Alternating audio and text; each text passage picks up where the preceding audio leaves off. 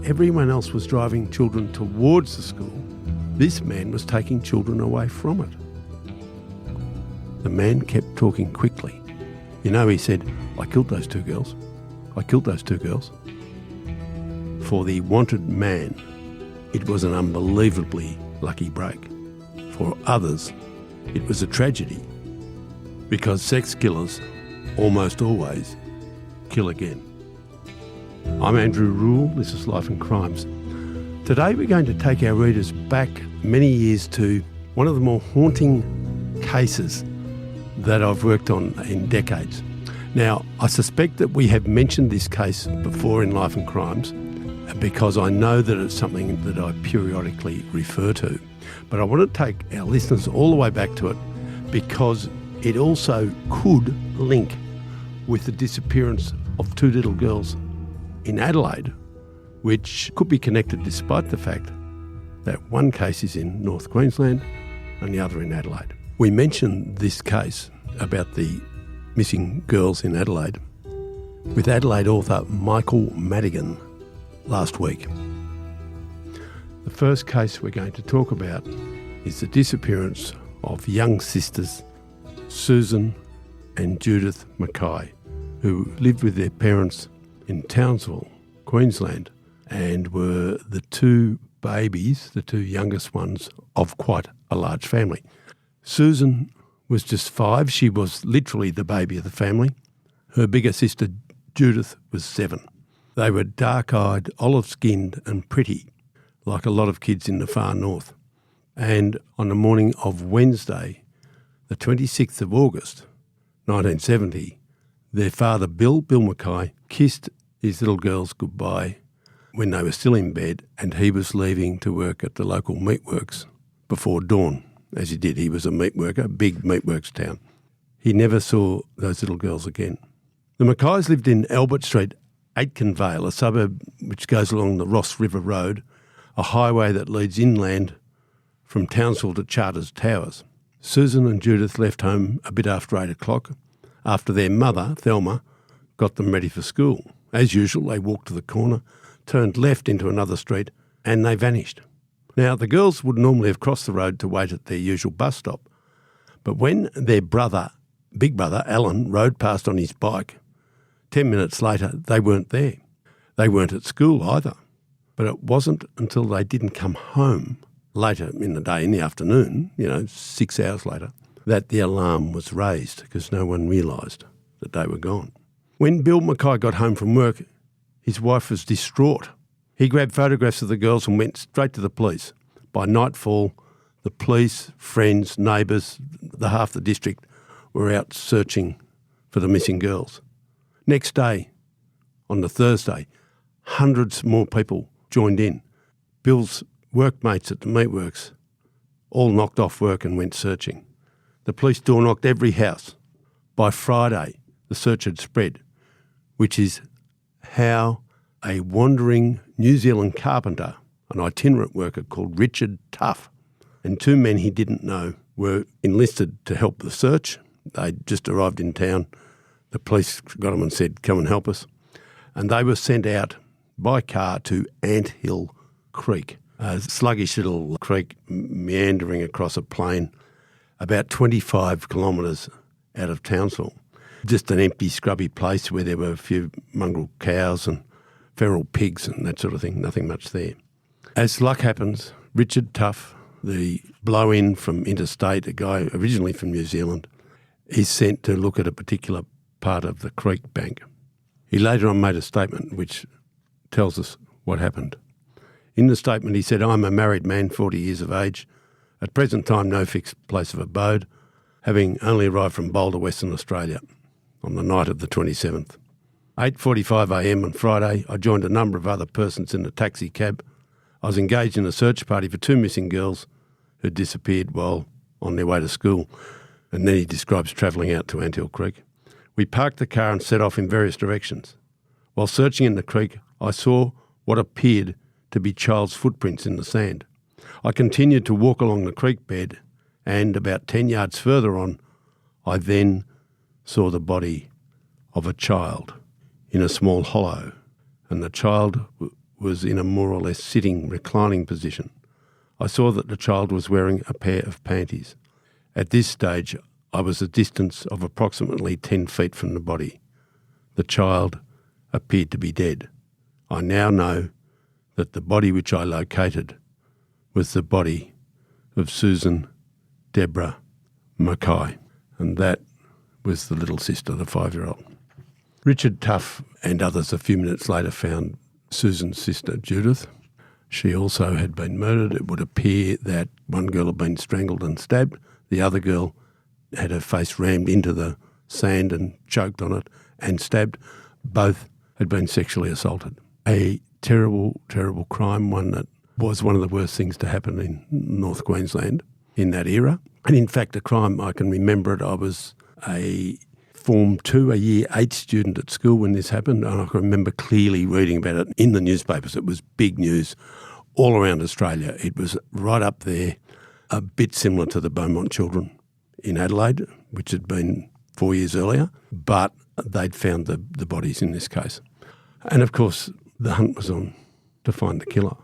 And you would think that in a place like Townsville, big town but small enough that people would take notice of their neighbours and so on and so forth, that there would be enough clues around and enough interested citizens around that a killer would soon be found. But if you made that assumption, you'd be wrong.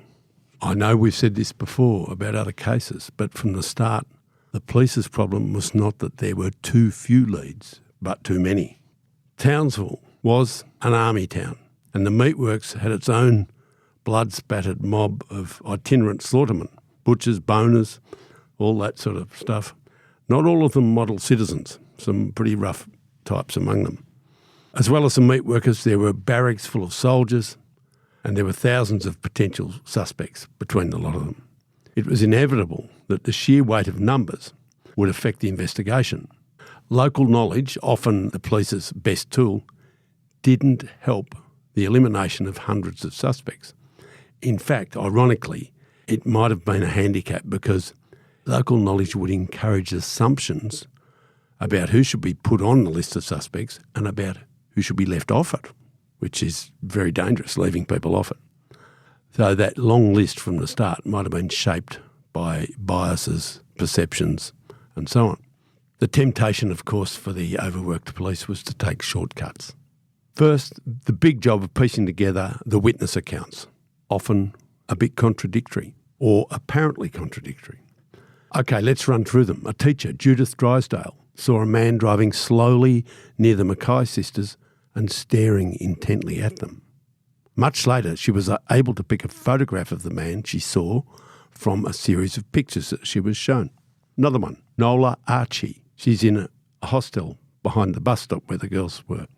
She saw two small girls talking to a man in a car. She wasn't sure of the make or model, but agreed with the police that it might have been a Holden. They were very keen for it to be a Holden. Bill Hankin was driving a road roller. He was a road worker driving a road roller on the Ross River Road that morning. About 8:15, he pulled over near the school, the Aitken Vale school where the sisters went, for a smoko. He noticed a man in a car with two girls in school uniform. But where everyone else was driving children towards the school, this man was taking children away from it. Good observation by the road roller driver. Now, this guy, Bill Hankin, had been a driving instructor in the army, and he noted that the driver of the car with the little girls was thin-featured, swarthy, not tall, and drove badly. He looked middle-aged with a tanned complexion and had dark wavy hair cut short.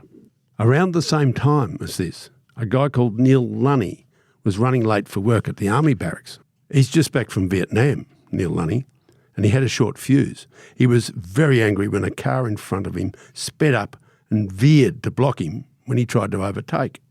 He tried to put me over the embankment, Lunny was to recall. I did my cool. I was going to bumper roll him, but when I got up level with him, I saw the kids in the car. The older girl on the passenger side had shoulder-length hair, just as Judith Mackay did. The younger one, sitting in the middle, had shorter hair, like Susan Mackay. Both wore green Aikenvale school uniforms. Lunny yelled at the driver and looked at him hard in case he saw him in the street. He'd been taught recognition in the army. This enemy had high cheekbones, short hair and Mickey Mouse ears stuck out from a narrow skull. Lunny wasn't quite so observant about the car, except to say it was blue-grey, like a battleship. It wasn't a Ford, but it might have been a Holden. Police were very keen on Holdens. And had an odd-coloured driver's door. A very good clue. I had a car like this myself. One door had been dinged in a small accident, and I purchased another door from a wrecker and just bolted it on. It was the wrong shade. One was dark grey, one was light grey. We did those things in the 70s. He did notice 2 STP oil stickers on the rear mudguards and Venetian blinds in the back window. So he did pick certain features that were unique to that car. Another witness, Jean Thwaite, was cleaning a car in the Shell service station that she and her husband ran at Ayr, more than an hour's drive southwest of Townsville. When a car pulled up, it was covered in dust. Her memory was that it was dirty white or beige, and that it probably arrived somewhere between 11:30 and noon. The timing probably doesn't matter much, it's what she saw that matters. The driver was thin, dark-haired, looked to be in his 40s, and wore a faded fawn or off-white shirt. He seemed preoccupied. Ignored her request to cut the motor while she pumped petrol into the tank. The petrol inlet was on the left side and she had to open a flap to get at the screw-on cap, similar to her own E.H. Holden. This ruled out the car being a 1950s Holden, but unknown to her, this was a design feature that this car shared with the Vauxhall Victor, a model, an English car, that was uncommon in country Queensland. Thwaite, Jean Thwaite, mother of a 5-year-old, took notice of the 2 children in the car. In the back seat was a small girl who looked as if she'd been crying, and she asked, "Are we there yet?" In the front seat was an older girl who said to the driver, "When are you taking us to Mummy? You promised to take us to Mummy." Both girls wore green school uniforms. The driver silently handed Thwaite exact change. By the time she looked up from the till, the car had gone.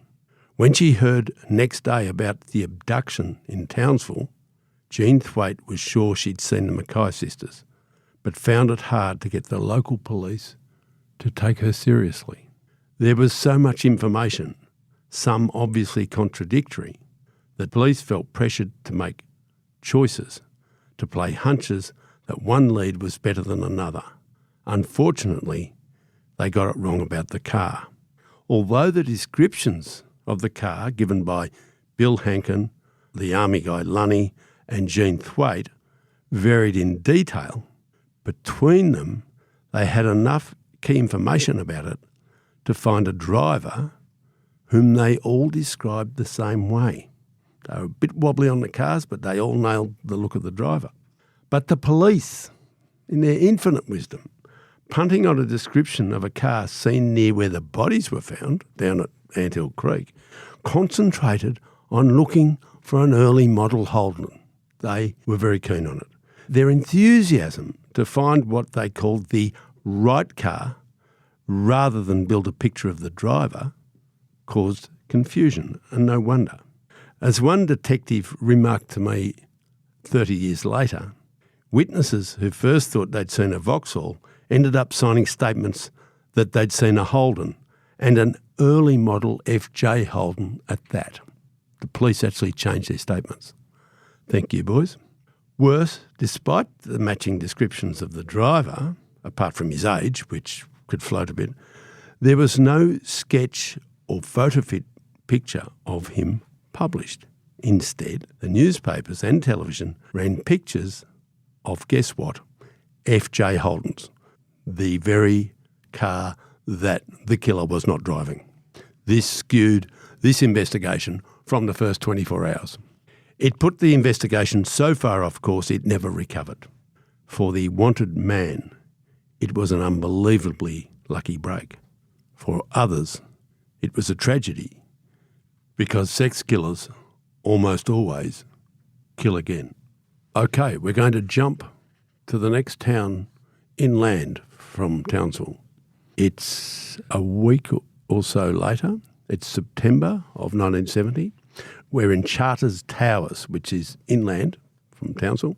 A boy called John White, a young man called John White, 19 years old, had been a carpenter, had been a bridge builder, he'd been a meat worker. Now he was a trainee psychiatric nurse working at the mental hospital in Charters Towers, which is why late on a weekday afternoon, probably the first Tuesday of September, he was sitting in the deserted bar of the White Horse Tavern in the main street when a stranger walked in.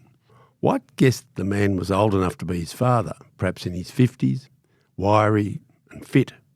He put his height at 5'7" or so, about 172 centimetres, and his weight at no more than 11 stone, which is about 70 kilos. He was wearing clean work clothes, a check flannelette shirt, long brown trousers, brown hat.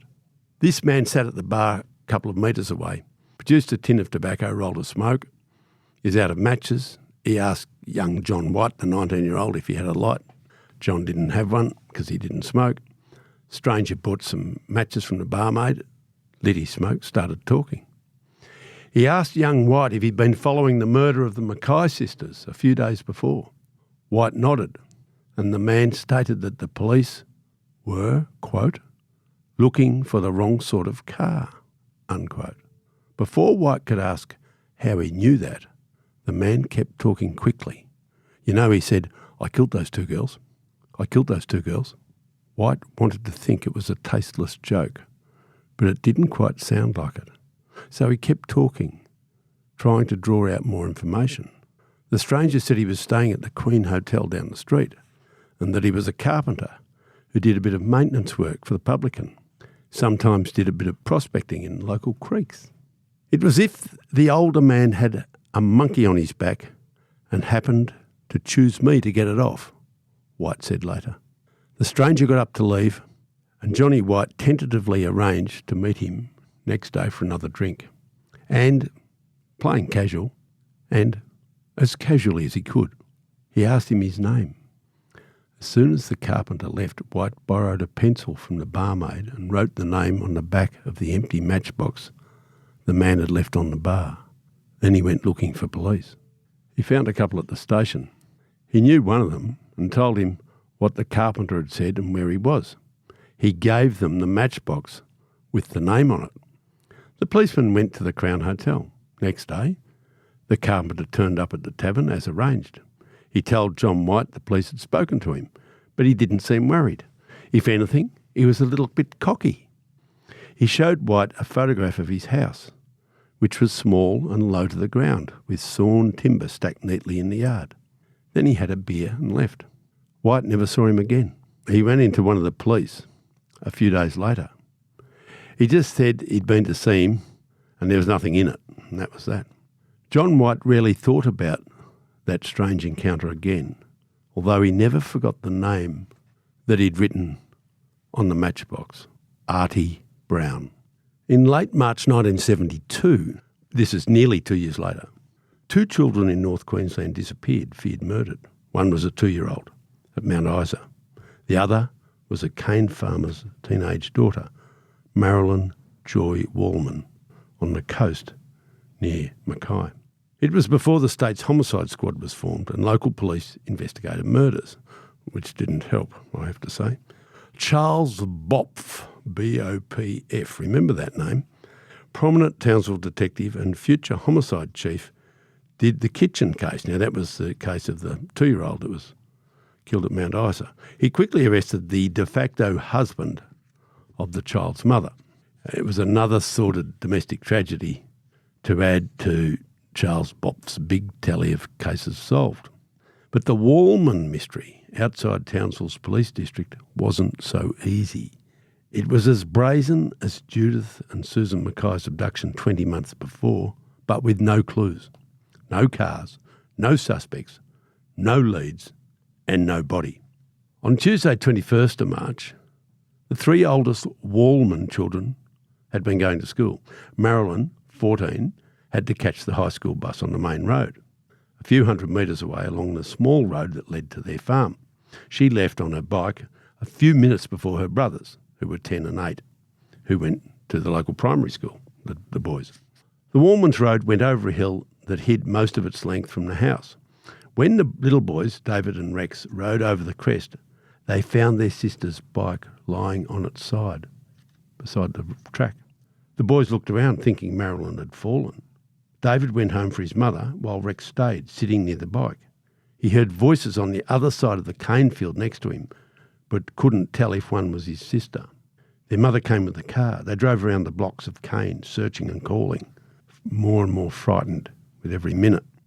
The boy's father was out fishing. Someone went to get him. Friends and neighbours gathered, and they began a search that day that has never really ended. Days became weeks. Hopes of a miracle died. It seemed clear that Marilyn was dead and her body well hidden. If she was buried, it was deep. If she was put in water, it hadn't floated or washed ashore. At least the Mackays in Townsville had bodies to grieve over. The Walmans prayed for even that bittersweet mercy. 50 years on, they still do.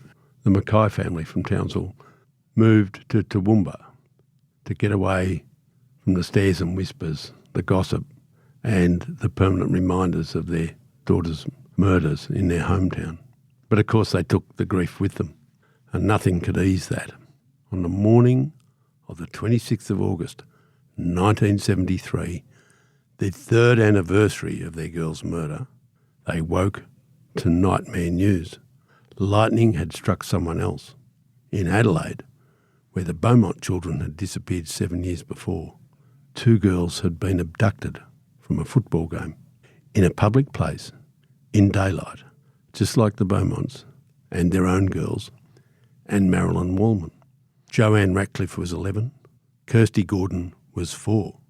Late in the game, in the preliminary final between Norwood and North Adelaide at the Adelaide Oval, Joanne, the older girl, had taken little Kirsty to the women's lavatory about 300 metres from the stand where her parents were sitting with Kirsty's grandmother. Neither of them were ever seen again. A teenager selling lollies, a boy called Anthony Kilmartin, I think he was 13, saw a man watching the girls in the stand and later hurry after them near the southern gate. He lifted the young girl under his right arm and started walking fast. The older girl, whom he later identified from photographs as Joanne Ratcliffe, had looked frightened and tried to stop the man. Kilmartin, the boy, was vague about this man's age. He said he was about 40. But when you're 13, anybody older than 21 could be 30 or 40 or 50, they're not sure. But he gave a detailed description of the man's clothes and appearance. He was thin, narrow-shouldered, wearing a brown broad-brimmed hat, grey check jacket and dark trousers. And there was one other thing Kilmartin told police, and he told an inquest years later. The older girl had kicked the man in the knee, causing him to bend down. As he did, a pair of black horn-rimmed glasses fell from his pocket, which he snatched up. A small thing, but it signified a man too vain to wear glasses all the time, or who needed them only for reading. Kilmartin wasn't the only witness. An assistant curator at the Oval had earlier seen a man and 2 girls apparently attempting to entice some kittens from under a car near a shed. That man was thin, about 172 centimetres tall, and dressed in a grey check sports coat, brown trousers and a brown wide-brimmed hat. Probably the same man. We're going to end this episode soon because it bleeds into another story altogether, but about this case. And we'll introduce here another witness, a young woman, a girl called Sue Laurie, and her father and her little sister heard the football siren as they left the zoo, about 1 kilometre from the Oval on the other side of the Torrens River. They were Adelaide people. They hadn't gone to the footy, they'd gone to the zoo. Sue's father guessed it was the start of the final quarter of the big game. They followed the riverbank towards the new festival theatre opposite the Oval. Minutes later, Sue, who was 14, saw a middle-aged man hurrying towards them carrying a small girl. Behind him was a girl about 11, running to keep up, punching him in the back and yelling at him, "We want to go back, we want to go back." Sue was surprised the man would let what she assumed was his granddaughter hit him without chastising her. She stared long enough to be able to describe details years later that tallied with other witnesses. But it was the hat and the man's face that caught her eye most. In 1970s Adelaide, the most English of Australian cities, especially then, if a middle-aged man wore a hat at all in winter, it was usually a tweed peak cap or a natty narrow-brimmed felt hat. Wide-brimmed hats were not yet a fashion affected by city people. Big hats then were for practical protection and worn in summer in the country. And there were regional differences even then. The only time that young Sue had ever seen a wide-brimmed hat with a low felt crown like this one was when visiting relatives in Queensland, where a lot of men wore them. It was, she was to say later, very Queensland country. This story is to be continued next week.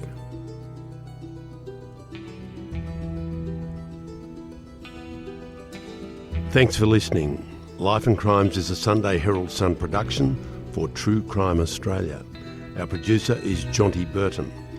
For my columns, features and more, go to heraldsun.com.au/Andrew Rule, one word.